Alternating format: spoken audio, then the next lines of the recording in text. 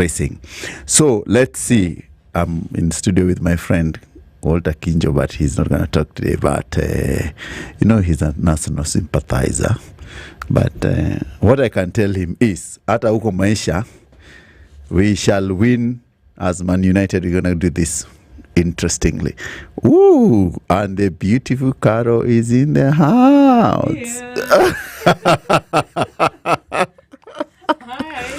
How are you doing, Caro? Good. How are you? I'm well. We are on the pitch side, and Kinjo has walked in also, but I know he's on the other side of Maisha. I was with him there. You're with him there? Yeah, then we decided to come and say hi. Oh my goodness me.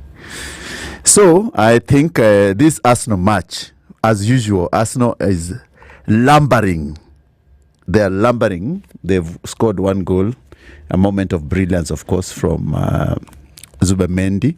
But I don't know whether Arsenal can maintain, because they've been very, very sluggish in their attack. And I think they're missing their key figures. Of course, Declan Rice plays a very vital role in the middle of the pitch.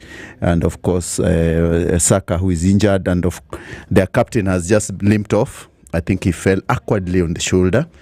And Odegaard, that means that they had to do a substitution in the first half to bring in Nwaneri. I think that means that Nwaneri will play on the left, and they have to bring in their new signing from Crystal Palace to play as a central role as 10.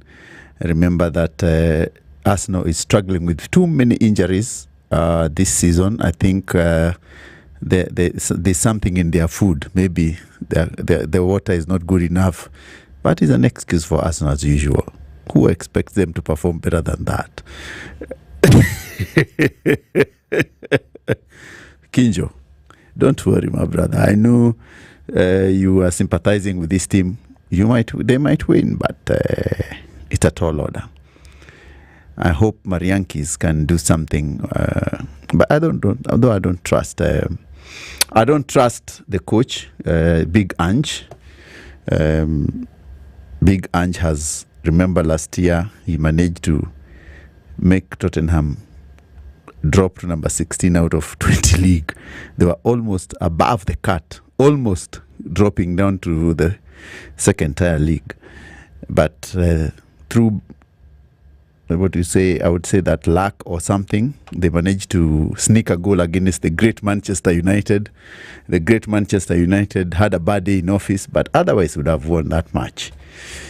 Well, back to World Athletics Championship, of course, 10,000 meters is underway. And I said before that Beatrice Chebet, Kenya's favorite, but don't also rule out Agnes Jebet-Ngetich, who is a world record holder on the road. And Great Britain also has Megan Keith and Carly Hoger.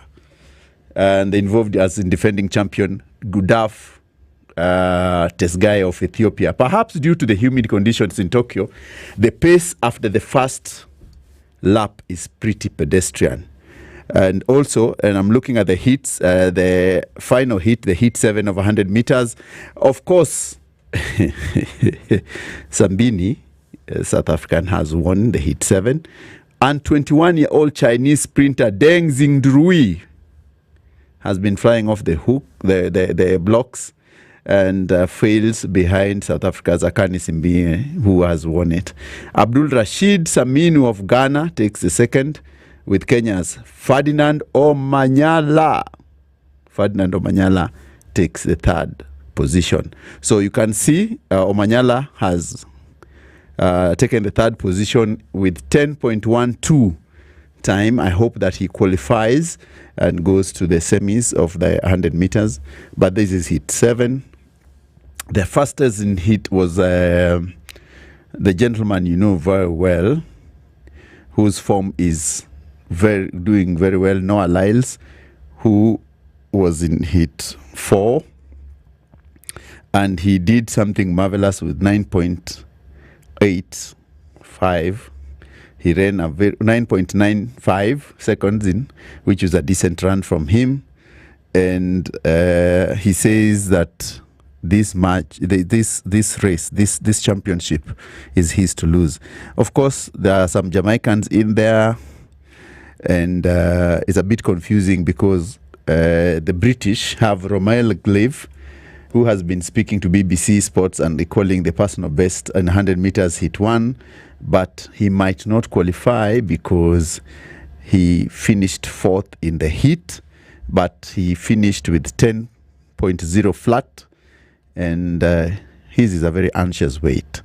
So let's watch Arsenal take on Nottingham Forest, and also let's watch how the two Kenyans on the 10,000 meters will be doing. Of course, it's underway. I said yesterday that I'm hoping that this will be the first Kenyan medal coming in, of course, between Agnes Jebet Ngetich, who is a world record holder on the road, and the 10,000 meters Olympic champion, the magnificent Beatrice Chebet.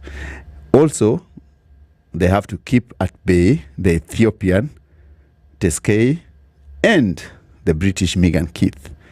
And if this happens, then I think the first medal beckons to Kenya.